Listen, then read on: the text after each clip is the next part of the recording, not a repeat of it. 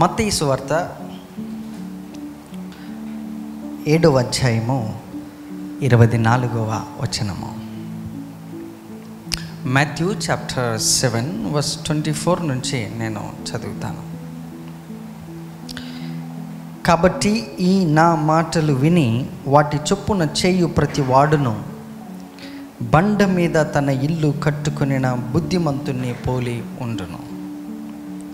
వాన కురిసెను, వరదలు వచ్చెను, గాలి విసిరి ఆ ఇంటి మీద కొట్టెను, కానీ దాని పునాది బండ మీద వేయబడిన కనుక అది పడలేదు. మరియు ఈ నా మాటలు విని వాటి చొప్పున చేయని ప్రతివాడు ఇసుక మీద తన ఇల్లు కట్టుకొనిన బుద్ధిహీనుని పోలి ఉండును.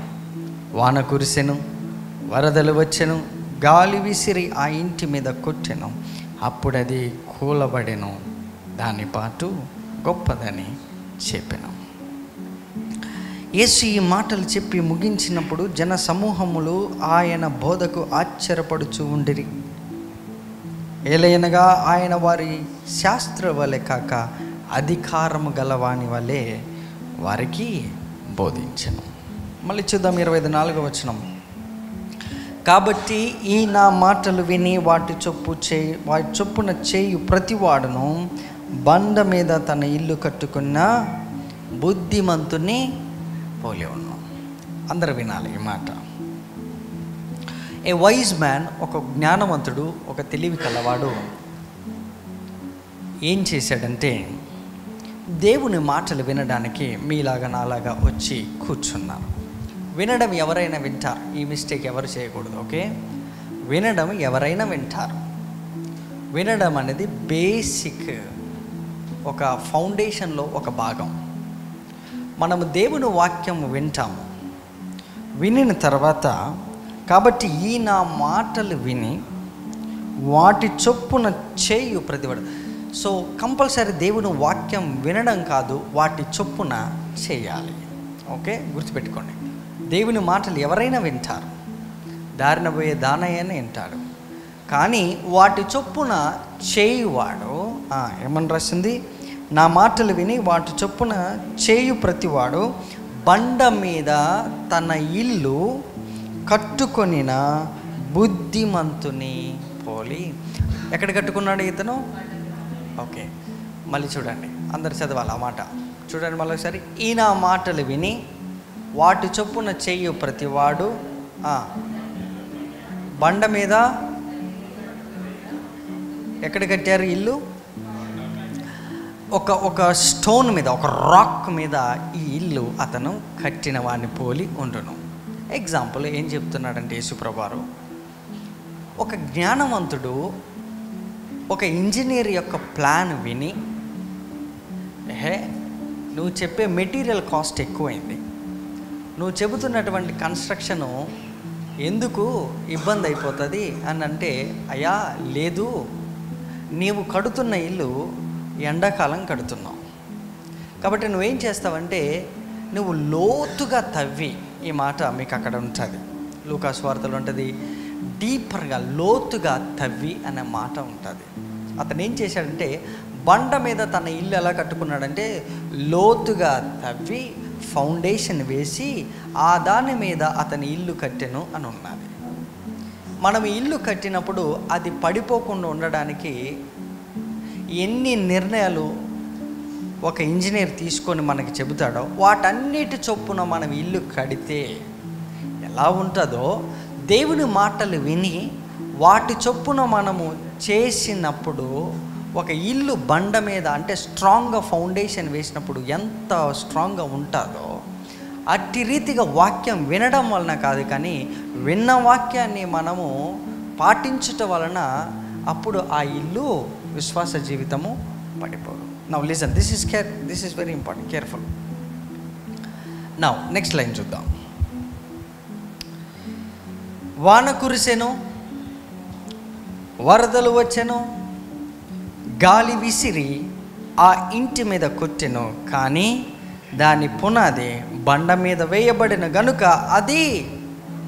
ఓకే, వాన కురిసింది, వరదలు వచ్చాయి, గాలి వచ్చింది, ఆ ఇంటిని కొట్టింది, కానీ దాని పునాది బండ మీద ఉండటం వలన అది పడలేదు. మళ్ళీ వినండి, దేవుని వాక్యము విన్నావు, దాని చొప్పున నీవు నిలబడ్డావు, కట్టుకున్నావు నీ వ్యక్తిగత జీవితాన్ని, విశ్వాస జీవితాన్ని.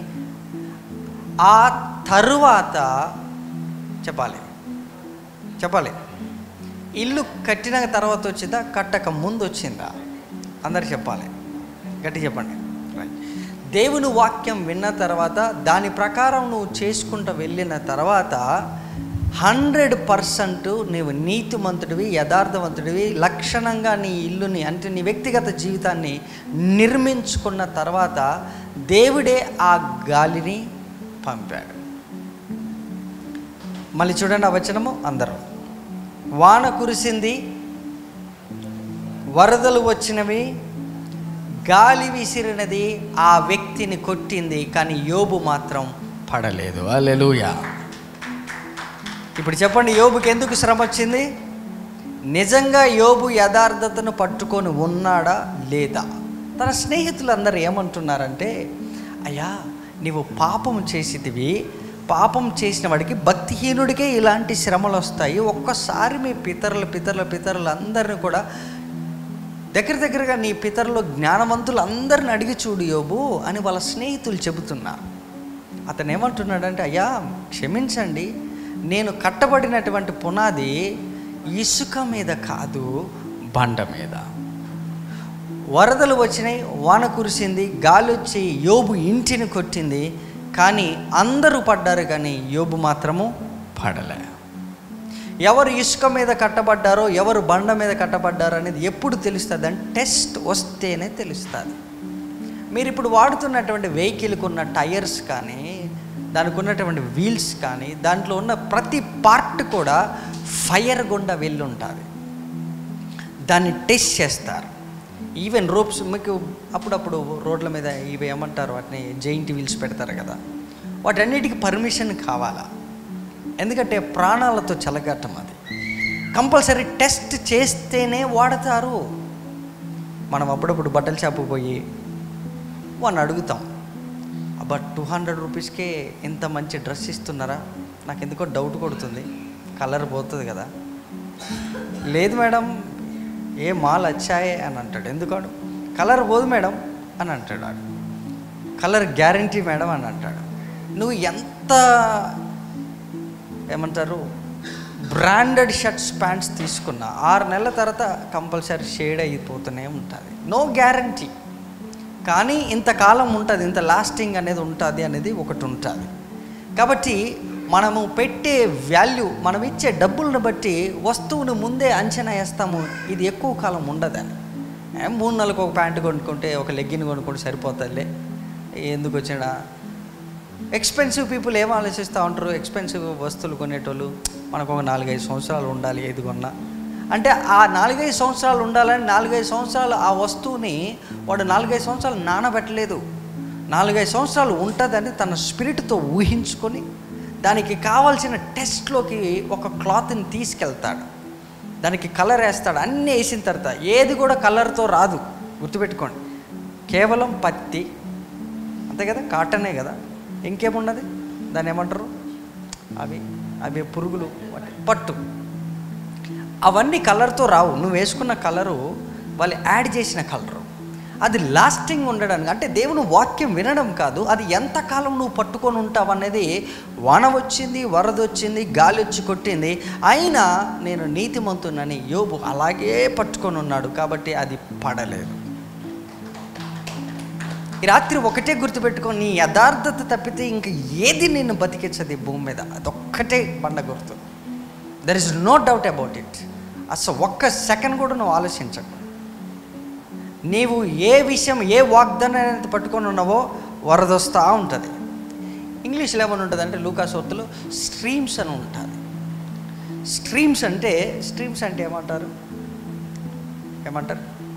కాలువలై పారడము, ఇంకేమంటారు స్ట్రీమ్స్ అంటే నదుల్లాగా పారడము. అయితే ఆ మాట ఎందుకు రాశారంటే, ఉదాహరణకు ఒక ఇల్లు కట్టాము, వరద వచ్చి ఆ ఇంటి మీద పడుతుంటే వరద వచ్చి ఆ ఇల్లు మీద పడుతుంది అనుకుందాం, పల్లెటూర్లలో ఉదాహరణగా అనుకుందాం. వరద వస్తుంటే వరద మళ్లించకపోతే అది ఏం చేస్తుందంటే భూమిని కోసేస్తూ ఉంటుంది సైడ్కి. గోడ పక్కన నుంచే పోతుంది అనుకో వరద, భూమిని కోసేస్తుంది. కోసినప్పుడు ఏమవుతుంది చెప్పాలి, అక్కడ నుంచి ఒక పెద్ద గుంత పడి మేట పోసుకొని వెళ్ళిపోతూనే ఉంటుంది. చివరికి ఫౌండేషన్లోకి వెళ్ళిపోతుంది లోపలికి. అయినా ఆ ఇల్లు పడలేదంటే అతను లోతుగా తవ్వి డీపర్ లెవెల్లోకి వెళ్ళిపోయి ఫౌండేషన్స్ వేసుకున్నాడు కాబట్టి ఆ ఇల్లు పడలేదు. అయితే వినండి, ఇద్దరు వచ్చారు వ్యక్తులు, ఆ ఇద్దరు వాక్యాన్ని విన్నారు, వాక్యానుసారంగానే చేశారు అని వాళ్ళు అనుకున్నారు. ఒకడేమో బుద్ధిహీనుడు, ఒకడేమో బుద్ధిమంతుడు. ఒకడేమో బండ మీద కట్టిండు, ఒకడేమో ఇసుక మీద కట్టిండు. ఇసుక మీద కట్టినప్పుడు సేమ్ కాస్ట్ అయింది అతనికి. అతను మెటీరియల్ వాడాడు, అతను కూడా కన్స్ట్రక్షన్ చేశాడు. బట్ ఎక్కడ కన్స్ట్రక్షన్ చేశాడంటే అతని యొక్క విశ్వాస యాత్రలో చూస్తే, పైన చూస్తే ఇల్లు స్ట్రాంగ్గా ఉన్నది. అన్లెస్ ఒక ప్రాబ్లం వచ్చి కొట్టేవరకు అది పడగానే దీని పాటు గొప్పది, అసలు దీనికి ఫౌండేషనే లేదని అన్నారు. హలో, ప్రాబ్లమ్స్లో నిలబడేటోడిదే. ఎందుకు ప్రాబ్లమ్స్లో నిలబడాలంటే నీ ఫౌండేషన్ ఎక్కడో తెలుస్తుంది. యోబుకి ప్రాబ్లం రాగానే ఫౌండేషన్ ఏమన్నాడు తెలుసా? నా తర్వాత ఒక నీతిమంతుడు యథార్థవంతుడు యేసుప్రభు వారు వస్తారు, అతన్ని చూసి ఇతను ఫౌండేషన్ కట్టుకోవడం మొదలుపెట్టాడు. కాబట్టి లైఫ్ టైం గుర్తుపెట్టుకో, ఈరోజు సేఫ్ జోన్లో ఎవరైనా ఉంటే జస్ట్ వెయిట్. ఒక్క ట్రబుల్ వచ్చిన తర్వాత తెలుస్తుంది వాడి ఫౌండేషన్స్ బయటపడతాయి. ఎంతమందికి ఎక్కుతున్నారు? ఈరోజు నీకు ప్రైజ్ ద లార్డ్ బ్రదర్ అని అంటావు, ప్రేయర్ చేస్తావు, వాక్యం చదువుతావు, నెక్స్ట్ లెవెల్ ఉంటుంది నీ వర్షిప్, నెక్స్ట్ లెవెల్ ఉంటుంది నీ యొక్క, అసలు ఒక సండే కూడా మిస్ అవ్వలేదు నువ్వు. బట్ ఇన్ని మిస్ అవ్వని నువ్వు ఎంత యాక్యురేట్గా మెయింటైన్ చేస్తున్నావు. నీవు చిన్న ట్రబుల్ రాగానే కొలాప్స్. అయితే నీతిమంతుడికి అదే వరద చెప్పాలి, యథార్థవంతుడికి బుద్ధిహీనుడికి, బుద్ధి లేనివాడికి బుద్ధిహీనుడికి ప్లస్ బుద్ధిమంతుడికి వచ్చినది సేమ్ వరద చెప్పాలి, సేమ్ గాలి, సేమ్ ప్రాబ్లం. కానీ ఎవరు పడ్డారు, ఎవరు నిల్చున్నారని ఎలా తెలుస్తుంది అంటే ఫౌండేషన్స్ బయటపడేంత వరకు దేవుడు దాని మీద వరద కొడతనే ఉంటాడు. Just imagine, right on that one. ఇక్కడ క్రైస్తవ లోకం పడగానే ఇది డెవిల్ కొట్టిందని దేవుడి దగ్గర పోయి మళ్ళీ ప్రార్థన చేస్తున్నా. దేవుడు ఏమన్నాడు తెలుసా? నా మాట విని వాటి చొప్పున చెయ్యలేదు కనుక నీ ఇసుక మీద కట్టావు, బండ అనగా క్రీస్తు మీద నువ్వు కట్టుకొని ఉంటే, నా నీతి దేవుడే నువ్వు అలా పట్టుకొని ఉండుంటే ఒక్కసారన్నా యోబు పాపం ఒప్పుకుంటాడేమో అని ఎదురు చూశారు. ఒక్కసారన్నా 42 చాప్టర్లలో యోబుని వాళ్ళు ఈ రీతిగా కాదు ఆ రీతిగా కాదు ట్రై చేయని విధానం లేదు. యోబుని పాపం ఒప్పుకోవాలి పాపాన్ని ఒప్పుకునేదాకా వాళ్ళు వదిలిపెట్టలేదు. ఈ ముగ్గురు స్నేహితులు ఎలాంటి వాళ్ళు అంటే ఈ రోజులలో మార్కెట్లో ఉన్న ప్రతి పాస్టర్ని రిప్రజెంట్ చేస్తున్నారు వాళ్ళు. మళ్ళీ వినండి, ఈ రోజులో ఉన్న పాస్టర్లందరూ ఏం చెబుతున్నారంటే నీవు తప్పు చేసి ఉంటావు, నువ్వు పాపం చేసి ఉంటావు, నీ పాపం ఒప్పుకో అని ఈ ముగ్గురు స్నేహితులు లాంటి వాళ్ళు అనేక మంది పాస్టర్లని మార్కెట్లో దేవుడు పంపించాడు. కానీ మనలాంటి వాళ్ళు ఒకళ్ళు ఉంటారు, ఏమనంటే నువ్వు పాపం చేసినందుకు వచ్చింది కాదు ఇది, నువ్వు యథార్థవంతుడివి, నువ్వు యథార్థతను అస్సలు వదలొద్దు, ఎంత మాత్రం కూడా నువ్వు పాపి అని ఒప్పుకున్నావా నీ పునాది పడిపోతుంది.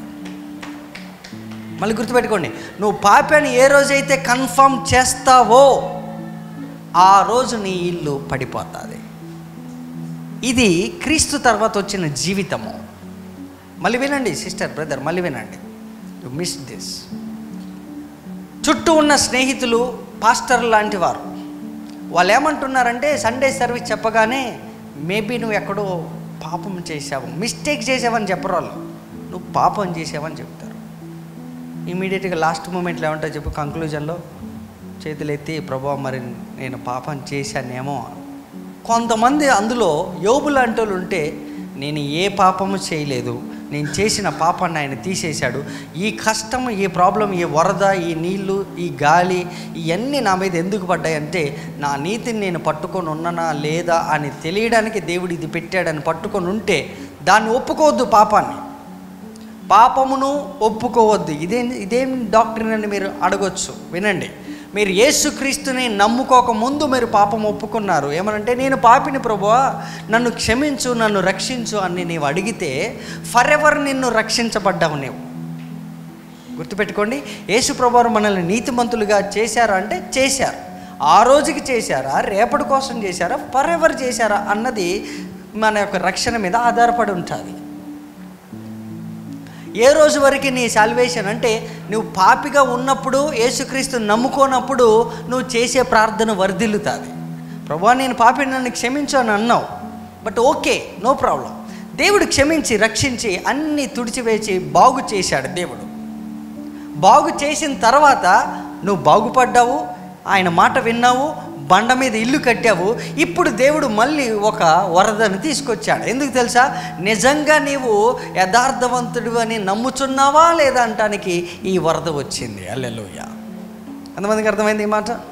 కాబట్టి ముగ్గురు స్నేహితులు అంటే వారు అనేక మంది పాస్టర్లు ఉన్నారు. పాపము ఒప్పిస్తారు వాళ్ళంతే. ఆ శరమణ అయిపోయే లోపల నువ్వు ఒప్పుకుంటావు. మనం ఏం చెబుతున్నామంటే, శరమణ అయిపోయినా వరద వస్తుంది, వాన వస్తుంది, గాలి వస్తుంది, నీ ఇంటి మీద పడుతూనే ఉంటుంది.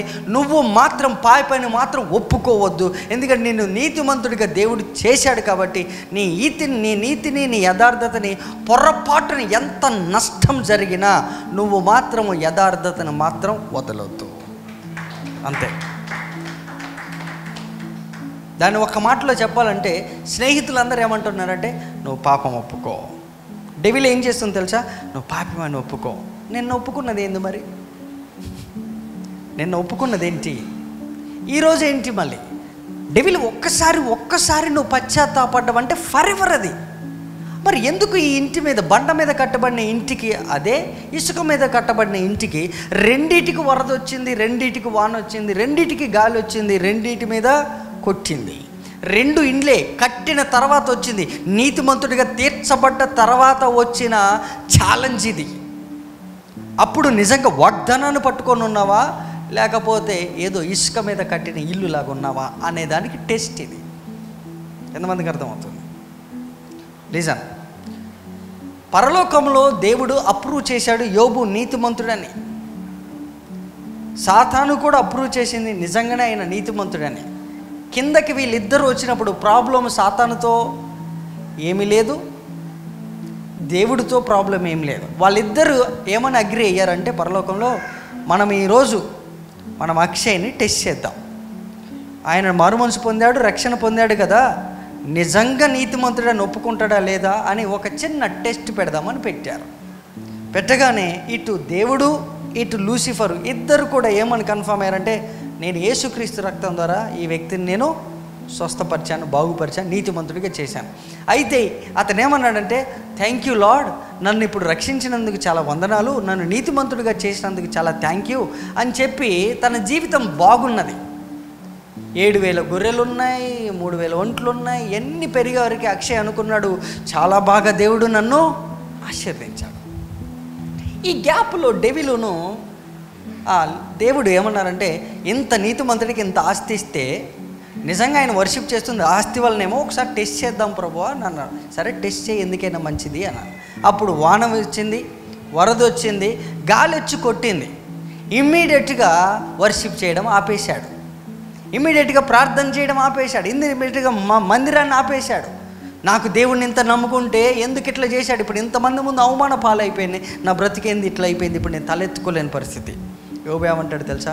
నా స్నేహితుల దగ్గర నేను ఒకప్పుడు తల ఎత్తుకొని బతికాను, కానీ ఇప్పుడు వీధిలో ఉన్న చిన్న పిల్లోడు కూడా నా మీద రాళ్ళు విసిరేస్తున్నాడు, నన్ను అననోడు లేడు. ఇదేంటి ఇలాంటి బతుకు అయిపోయింది యోబుదని వీధి యోబు గురించే మాట్లాడుకుంటుంది. అయ్యో ఏమో బతికి ఇట్లా అయిపోయింది. ఆ నాశనం కోసం ఎదురు చూశారని అందరూ ఎక్స్పెక్ట్ చేస్తున్నారు. కానీ బండ మీద కట్టిన ఇల్లు ఏదో, ఇసుక మీద కట్టిన ఇల్లు ఏదో తెలియాలంటే యోబుకి అదే పరిస్థితి వచ్చింది, యోబు భార్యకి అదే పరిస్థితి, యోబు స్నేహితులకి అదే పరిస్థితి వచ్చింది. యథార్థవంతుడికి ఎప్పుడు దేవుడు ఏదైనా టెస్ట్ పంపాడు అనంటే, నీవు తీసుకున్నటువంటి నిర్ణయము తప్పు కాదు, ఒప్పు. నేను నీతిమంతుడిగా దేవుడు నన్ను నిర్ణయించిన తర్వాత పొరపాటున నేను కూడా నా నోటితో నేను ఎక్కడ పాపినని ఒప్పుకుంటానో అని ఒప్పుకోవాలని డెవిలు ప్రయత్నం చేయడము, ముందు మన చుట్టూ ఉన్న స్నేహితులందరూ కూడా మనల్ని ప్రిక్కింగ్ చేస్తూ నువ్వు పాపం ఒప్పుకో అంటారు. పాపం ఒప్పుకుంటే హెవెన్కి విరుద్ధంగా నువ్వు తప్పు చేసినట్టు. నీతిమంతుడని కన్ఫెషన్ చేస్తే అప్పుడు హెవెన్కి నువ్వు ఓటేసి గెలిపించినట్టు. ఏమని చెబుతున్నా తెలుసా? క్రీస్తు నాలో వ్యర్థము కాలేదు, ఇక మీదటి జీవించేవాడని నేను కాదయ్యా, క్రీస్తే నాలో జీవిస్తున్నాడు. మీరెందుకు నా మీద రాళ్ళేస్తున్నారు? మీరెందుకు నా మీద నిందేస్తున్నారు? మీరెందుకు నా ఇంటి మీద రాళ్ళేస్తున్నారు? వర్షం వచ్చింది, వరద వచ్చింది, గాలి వచ్చింది, ఆ ఇల్లును కొడుతూనే ఉంది. Back to back streams, flood అయింది. ఫ్లడ్ అంటే తెలుసు కదా, బ్రిడ్జ్ కడతారు, ఒక నది మీద వంతెన కడతారు. వంతెన కట్టినప్పుడు కూలిపోతే ఏమంటారు చెప్పండి? ఏంటండి గవర్నమెంటు ప్రజల ధనం తీసుకొని, ట్యాక్స్ రూపంలో తీసుకొని అలా కట్టినప్పుడు ప్రజల ప్రాణాలకి ముప్పు కలుగుతుంది, స్కూల్ పిల్లలు పోతుంటారు. అలాంటి బ్రిడ్జి కడితే ఉంటారా అండి? చనిపోతారు కదా. ఇంత డబ్బు తీసుకున్న తర్వాత నాణ్యత లేని బిల్డింగ్ మీరు ఎలా కడతారండి అని ప్రశ్నిస్తారా లేదా? అలాగే దేవుడు నిన్ను ప్రశ్నించే సమయము రాకముందే, ప్రజలు నిన్ను ప్రశ్నించే సమయం, ఆయన రక్తముతో నిన్ను నిజంగా ఆ వరదలో ఆ బ్రిడ్జ్ అలా కొన్ని వందల సంవత్సరాలు బట్టి, నాగార్జున సాగర్ ఉందా? ఉన్నది. శ్రీశైలం డ్యామ్ ఉందా? ఉన్నది. జూరాల ప్రాజెక్ట్ ఉన్నదా? ఉన్నది. ఇన్ని ప్రాజెక్టులు కట్టారు, ఇన్ని ఫ్లైఓవర్లు కట్టారు, ఎక్కడన్నా పడ్డదా? వాన వచ్చింది, వరద వచ్చింది, అన్ని కట్టారా? అన్ని పడ్డాయా? పడలేదు. నాణ్యత కలిగిన రక్తంతో దేవుడు మన కుటుంబాన్ని కట్టాడా లేదా అని దాని మీద వరద వస్తుంది, వాన వస్తుంది, బురద చల్లుతారు, రాళ్ళు చల్లుతారు, అయినా అలా నిలబడి చూడు, దేవుడు చెబుతాడు ఈడు క్రీస్తు అనే బండ మీద ఇల్లు కట్టుకున్నాడని సాక్ష్యం చెప్తాడు దేవుడు. నువ్వు పాపి అని ఒప్పుకుంటే పరలోకానికి అవమానం తెచ్చిన వాడివి. ఆ వరదలో నీ పావర్టీ రాని, దరిద్రం రాని, ఇంటి చుట్టూ ఏమన్నా కొట్టని, ఒక్కటి గుర్తుపెట్టుకో, నేను నీతిమంతుడైనందుకు దేవుడు నన్ను పరీక్షిస్తున్నాడు. కాబట్టి పరీక్షించడం నీది కాదు, నీ ఫౌండేషన్ ఎక్కడ కట్టావని తెలియాలి. ఇసుక లేకపోతే బండ? అయ్యా నేను బండ మీద కట్టాను, నేను క్రీస్తు నమ్ముతున్నా, నిజంగా నమ్ముతున్నా, అయితే వరద పెంచండి, గేట్లు ఎత్తండి. స్ట్రాంగ్గా ఉందా లేదా? ఎందుకంటే నీ మీద, ఈ బ్రిడ్జ్ మీద కొన్ని వాహనాలు వెళ్తాయి, కొన్ని ట్రాన్స్పోర్ట్ వెళ్తుంది, కొన్ని 60-70 సంవత్సరాల, 100 సంవత్సరాల వ్యాలిడిటీ దానికి ఇస్తారు. ఎక్స్పైరీ డేట్ ఉందా అంటే 100 సంవత్సరాలు గ్యారంటీ ఇస్తాం, మేము కట్టిన బ్రిడ్జు పడదు, కావాలంటే ఎంత వెయిట్ అయినా వేసుకోండి. మీ అందరికీ తెలుసు లిఫ్ట్ ఉంటుంది, ఆ లిఫ్ట్ యొక్క సైజుని బట్టి, దాని వెయిట్ని బట్టి, ఎంత వెయిట్ అంటే 8% అని పెడతాడు, అంతేనా కదా? అంతకన్నా ఎక్కువ అయితే ఏమైతే చెప్పండి? లిఫ్ట్ ఆగిపోతుంది. ఇమ్మీడియట్గా లిఫ్ట్కి కాల్ చేశాయా, ఈ లిఫ్ట్ ఆగిపోయింది, ఉత్తగానే పని చేయట్లేదు సరిగా అంటే వాడు ఏమంటాడు తెలుసా? సార్ 8 మంది కంటే ఎక్కువ ఎక్కితే అది పని చేయదని ముందే రాసి ఇచ్చాము కదా మేము, మీరు 10 మంది ఎక్కితే ఆ లిఫ్ట్ ఎట్లా పనిచేస్తుంది అని అంటాడా లేదా? అంటాడు. చూసి ఈరోజు నీ జీవితాన్ని ఎందుకు దేవుడు ఇంత పరీక్ష గుండా తీసుకెళ్తున్నాడంటే, బ్రిడ్జ్ లాంటోడివి నీవు. నీ భుజం మీద, నీ యొక్క సాక్ష్యం మీద కొన్ని 100 మంది నడిచినా నీ ఫౌండేషన్ పడలేదని చెప్పడానికి దేవుడు ఈ యొక్క పరిస్థితి గుండా తీసుకొచ్చాడు, అంతే. సాక్ష్యానికి ఉండే బలం అలాంటిదండి, మర్చిపోవద్దు మీరు. ఇప్పుడు యోబు గ్రంథంలో ఒక మాట చూసి మనం ప్రార్థన చేద్దాం.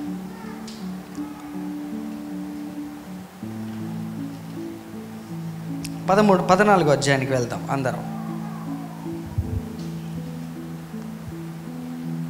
7వ వచనం, 14వ అధ్యాయము 7వ వచనం, యోబు గ్రంథం. జోబ్ చాప్టర్ 14 verse 7 అందరు చూడాలి. వృక్షము నరకబడిన ఎడల అది తిరిగి చిగుర్చుననియు, దానికి లేత కొమ్మలు వేయుననియు నమ్మకము కలదు. దాని వేరు భూమిలో పాతదైపోయినను, దాని అడుగు మొద్దు మంటిలో చీకిపోయినను, నీటి వాసన మాత్రము చేత అది చిగుర్చును, లేత మొక్క వలె అది కొమ్మలు వేయను.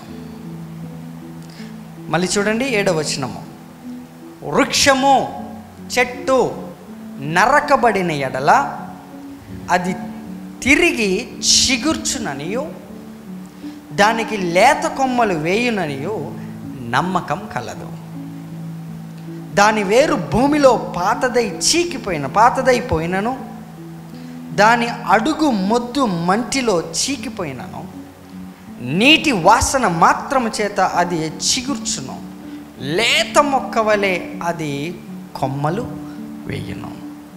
ఇంగ్లీష్లో ఒకసారి చూద్దాం. ఎవరైనా చదువుతారా? Help me in English, anyone?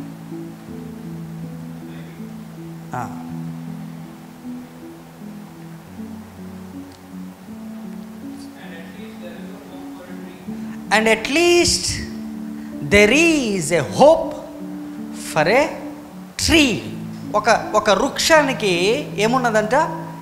నిరీక్షణ ఉన్నది. అందరు చెప్పండి, హోప్. అందరు చెప్పాలి, హోప్. నిరీక్షణ ఉన్నది ఎవరికి? ఒక వృక్షానికి. ఎప్పుడు నిరీక్షణ అవసరమో అక్కడ రాశారు, చదవండి. If it is cut down, it will sprout again. మళ్ళీ చూద్దాం ఆ వచనం. And at least there is a hope. ఇది యోబు గారు మాట్లాడిన మాట. ఏమన్నారంటే, వృక్షము నరకబడ్డాది. ఇప్పుడు మనం వృక్షం నరుకుతున్నారు, చూస్తుంటారు కదా, అందరికీ తెలుసు. చెట్టుని ఎలా నరుకుతారో, మొదటికెల్లా నరికేస్తారు. చివరి భాగాలు నరికినా అదంతా వేరు, అది వేరే స్టోరీ. ఇతను ఏమంటున్నాడంటే, ఒక చెట్టు ఉంది, ఆ చెట్టుని మొదటికెల్లా నరికేశారు. ఓకే, వృక్షము నరకబడినెల్లా. యోబు 14:7 సార్. వృక్షము నరకబడిన ఎడల అది తిరిగి చిగుర్చుననియో, దానికి లేత కొమ్మలు వేయుననియో దానికి నమ్మకం కలదు. చదవండి. Even tree has more hope. గుర్తుపెట్టుకోండి, ఇది యోబు ఎప్పుడు మాట్లాడుతున్నాడు తెలుసా? అన్నీ కోల్పోయారు. అంటే యోబు ఏమి ఎగ్జాంపుల్ తీసుకొస్తున్నాడంటే, ఈ చెట్లన్నీ స్టడీ చేసేటోళ్ళని ఏమంటారు? జువాలజిస్టులు అంటారా? అంతేనా? Zoology, biology, something, botany. Okay, ఇతను ఏం చెప్తున్నాడంటే, అయ్యా నేను ఒక వృక్షాన్ని స్టడీ చేశాను, అది ఏమైందంటే, ఇతనున్న పొజిషన్ ఏమని ఎక్స్ప్లెయిన్ చేస్తున్నాడు? నాకు పిల్లలు చనిపోయారు, నాకు భార్య సపోర్ట్ చేయలేదు, నా స్నేహితులు సపోర్ట్ చేయట్లేదు, నా ఫైనాన్సెస్ అన్నీ పోయినాయి, నా ఇల్లు కూలిపోయింది, నా ప్యాలెస్లు కూలిపోయినాయి, నా గొర్రెలు పోయినాయి, ఒంటెలు పోయినాయి, అన్నీ పోయినాయి. ఇప్పుడు కేవలము నా ఒంటి మీద మాంసం ఉందంటే అది కూడా పోయింది. అన్నీ నరికివేయబడ్డాయి. Zero. I am zero now. You cannot believe that I am zero.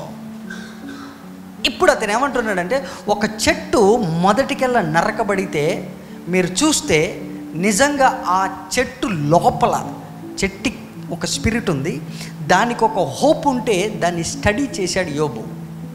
ఏమని చెబుతున్నాడో చదవండి. Even a tree has a more hope. ఒక చెట్టు కంట చాలా విశ్వాసం ఉందంట. ఒక చెట్టుకి చాలా నమ్మకం ఉంది.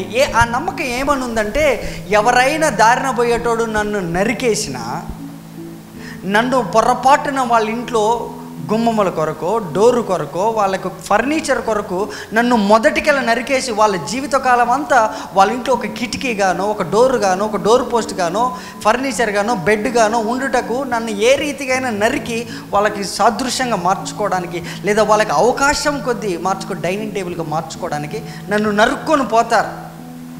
కానీ నాకు ఒక హోప్ ఉందయ్యా అని ఆ ట్రీ ఏమంటుందంటే, నన్ను ఎవడైనా నరుక్కొని పోని, కానీ if it is cut down, it will sprout again. It will sprout again. అయితే ఈ విషయం అందరికీ తెలుసు. చెట్టు నరికితే అది మొలుస్తుందని అందరికీ తెలుసు. అది కాదు story, continuation. And grow new branches. Though its roots have grown old,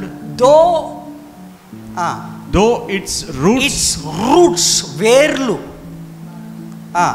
have grown old in the earth, నీళ్ళల్లో, భూమి లోపల ఓల్డ్ అయిపోయి ముసలిదైపోయి కనీసం దాని మాంసం ఎప్పుడైనా చూసారు మీరు? చెట్టు ఒక్కొక్కసారి మనము ఇంటికాడ చెట్టు నరికిన తర్వాత ఆ చెట్టుని వారం రోజుల తర్వాత అటు ఇటు కదిపితే వచ్చేస్తుంది. వచ్చినప్పుడు దాని మీద బెరడు ఊడిపోతుంది, అది ముసలితనము. ఓకే, దాని వేర్లు ఓకే లోపలికి పోయి భూమిలో నాటబడ్డాయి, తను స్థిరపరచబడ్డాడు, పునాది బండ మీద కట్టుకున్నది. అయినా కానీ ఏమైంది? వరదొచ్చి పడ్డాది, వానొచ్చి పడ్డాది, గాలి వచ్చి పడ్డాది, నరుక్కొని పోయారు. జీవితం అసలు వెనకాల హోపే లేదు. బట్ ఈ ట్రీకి హోప్ ఉన్నది. నరకబడిన తర్వాత చెట్టు చచ్చిపోతుంది. ఆ మాట అక్కడ రాశారు, చదవండి. Though its roots have grown old in the earth and its stump decays. And stump, అందరు చూడండి, and stump decays. Decays అంటే చీకిపోయింది. డికేస్ అంటే ఏమంటే కంపు కొడుతుంటుంది. మీరు ఎప్పుడైనా చూసారా? చెరువులలో కానీ వాగులలో కానీ ఇంటి దగ్గర కానీ మనము అంట్లు తోమి నీళ్లు పోసిన తర్వాత అక్కడ ఒక చెట్టు ఉన్నదనుకో, నరికేస్తే అది చీకిపోయి వాసన వస్తుంటుంది. దాన్ని పెరికేస్తే అసలు దాంట్లో కింద ధూళి అయిపోయి ఉంటుంది, మేతగా అయిపోయి ఉంటుంది, ఇంకేముండదు, స్టింకింగ్ స్మెల్ వస్తుంది. అది దేనికి పనికి చేయదు. Now go head. At the scent of water, it will bud. It will sprout, it will bud. And sprout again like a new seedling. And sprout again like a new seedling. Like a new plant. ఇప్పుడు చదువుదాం మళ్ళీ verse 7 నుంచి స్లోగా చదువుదాం. చూడండి ఇప్పుడు చెట్టు యొక్క హోప్ ఏంటో చూడండి. యోబు ఏం చెబుతున్నాడంటే, నేను ఒక చెట్టు రూపంలో నీకు ఎక్స్ప్లెయిన్ చేస్తాను, మీకు అర్థమవుతుంది నా జీవితం ఎక్కడికి పోతుందో నేను చెబుతున్నానని యోబు తన స్నేహితులకి ఎక్స్ప్లెయిన్ చేస్తున్నాడు. అయ్యా, నేను ఒక వృక్షమును చూశాను. ఏమనంటే, వృక్షము నరకబడి ఉన్న ఎడల అది తిరిగి చిగుర్చుననియు దానికి లేత కొమ్మలు వేయినయు నాకు నమ్మకము దానికి కలదు. చెట్టుకి నమ్మకమేమో, నాకు ఒక హోప్ ఉంది. బతికున్నప్పుడు చెట్టు అనుకున్నది, దానికి ఒక హోప్ ఉందంట. పొరపాటున దారిన బయటోడు ఎవడైనా నరికేసినా నా మొద్దు నా వేర్లు లోపల భూమిలో చీకిపోయి డికే కంపు కొట్టినా పొరపాటున వర్షం అనేటటువంటి ఫీలింగ్ కానీ, నాకు వాటర్ తగలాల్సిన అవసరం లేదు, వాటర్ వాసన వస్తేనే నేను మళ్ళీ బతుకుతా అన్న హోప్ ఆ చెట్టుకున్నది. No you didn't hear that. Water తగిలితే చెట్టు అక్కడ మళ్ళీ స్ప్రౌట్ అవుతుందని లేదు, ప్లాంట్ వస్తుందని లేదు, వాటర్ వాసన వస్తేనే బతుకుతుందని ఉన్నది. Look at that. చదవండి sir. Even a tree has more hope. Even a tree has more hope. Even if it is cut down. Even if it is cut down. It will sprout again. గుర్తుపెట్టుకోండి, it will sprout again. And grow new branches. And grow new branches. Look at this. ఎవరైనా మన జీవితంలో యోబుని cut చేశారు, ముక్కలు cut చేశారు. యోబు జీవితము ground level 0 అయిపోయాడు యోబు. కింద బాడీ అంతా డికే అయిపోయింది, పురుగులు పట్టిపోయింది. అతను బోన్స్ అంచి కూడా, ఆ బోన్లో అసలు ఎముకలో మజ్జ లేదు, లైఫే లేదు.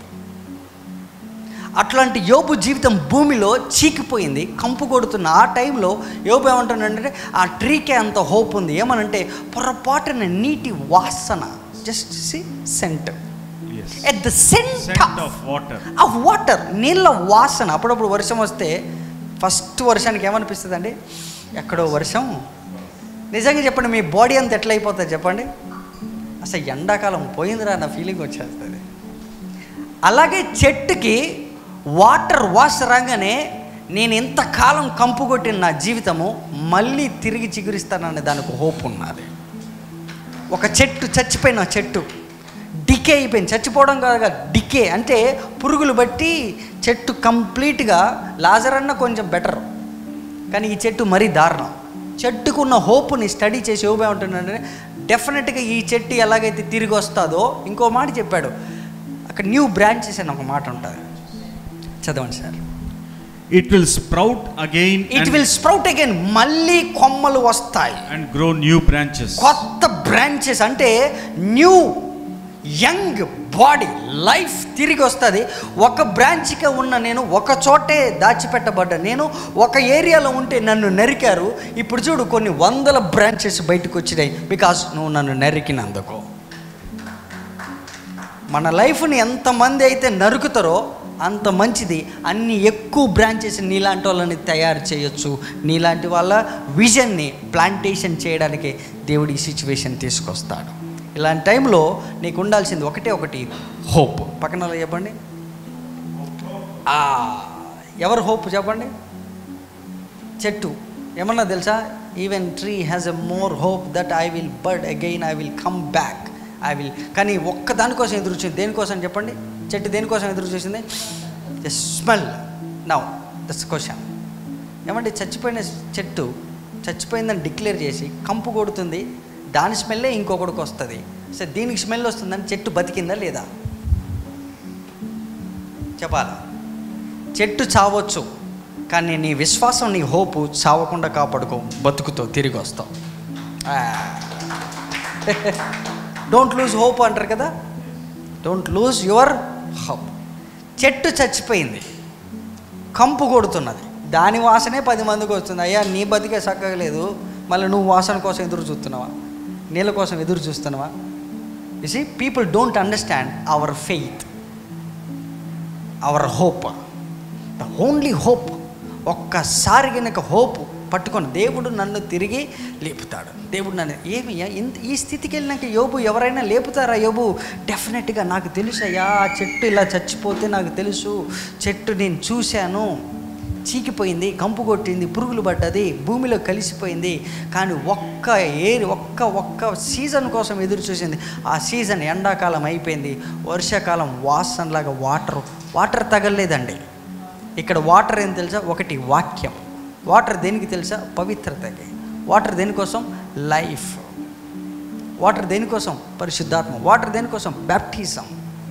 వాటర్ దేనికోసం? ప్యూరిఫికేషన్, శాంక్టిఫికేషన్ కోసం. వన్స్ వాటర్ వస్తుందంటే ఆ స్మెల్కే బతికింది అది.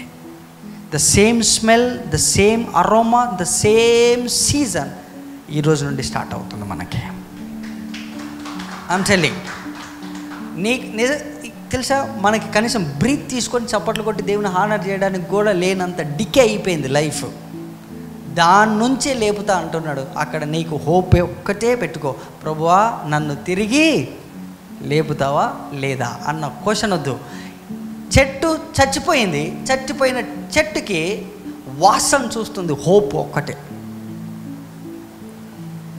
అసలు అవుతుందా అన్న ఆప్షను లేదు, ఆప్షన్స్ కూడా లేవు. ఇది అవ్వదు. ఇంకోటి చెప్పాలా, జనరల్గా దొరుకునుంటే డెఫినెట్గా దాన్ని తీసుకుని పొయ్యిలో పెట్టేటోళ్ళు. కానీ ఒక్క వాసన రాగానే బతికింది అది.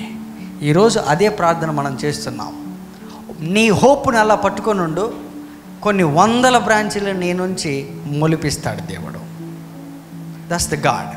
వాన వచ్చింది, వరద వచ్చింది, ఆ ఇంటి మీద కొట్టింది, అది బండ మీద కట్టబడ్డది కాబట్టి యోబు ఇల్లు పడలేదు. యోబు ఇల్లు పడ్డదా? పడలేదు. చెప్పండి, ఇల్లు కట్టినాక వరద వచ్చిందా? ఇల్లు కట్టక ముందా?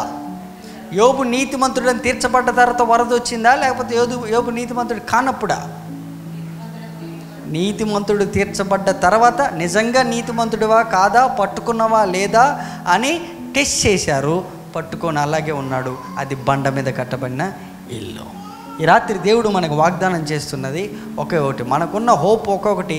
దేవుడు తిరిగి ఈ రాష్ట్రాన్ని, దేశంలో కొత్త బ్రాంచ్లతో మనల్ని ఇంట్రడ్యూస్ చేయబోతున్న smell, the scent of the water. Just hold on to your hope. దేవుడు నీకు ఇచ్చిన వాగ్దానాన్ని పట్టుకో, దేవుడు నీకు ఇచ్చిన కుటుంబాన్ని పట్టుకో, దేవుడు నీకు ఇచ్చిన సంఘాన్ని పట్టుకో, దేవుడు నీకు ఇచ్చిన పాస్టర్ని పట్టుకో. అలా హోల్డ్ అయ్యి ఉండు. ఎంత వరద వచ్చినా ఈ రోజు వరకు నాగార్జున సాగర్ డ్యామ్ పడలేదు. ఎంత వరద వచ్చినా ఒక్క బ్రిడ్జ్ కూడా పడలేదు. నువ్వు యేసు రక్తం చేత కట్టబడిన ఒక బ్రిడ్జ్ లాంటి దాని అయితే అనేక మంది నీ మీద నుండి దాటిపోతారు. కింద వరదలు పోయేదంతా కూడా ఆ ఫౌండేషన్ ఆపుతుంది. ఫౌండేషన్ చిన్న శ్రమ వస్తే తొందరపడక, భయపడక, కంగారు పడక, క్రీస్తు మీద కట్టబడ్డావా లేదా ఒకసారి చెక్ చేసుకో. అది చాలు. జీవితం తిరిగి మళ్ళీ చిగురిస్తుంది, మళ్ళీ బ్రాంచులు వస్తాయి, మళ్ళీ అనేకులకి ఒక ఔషధముగా దేవుడు మనల్ని మారుస్తాడు. Shall we pray? Yes, let's pray.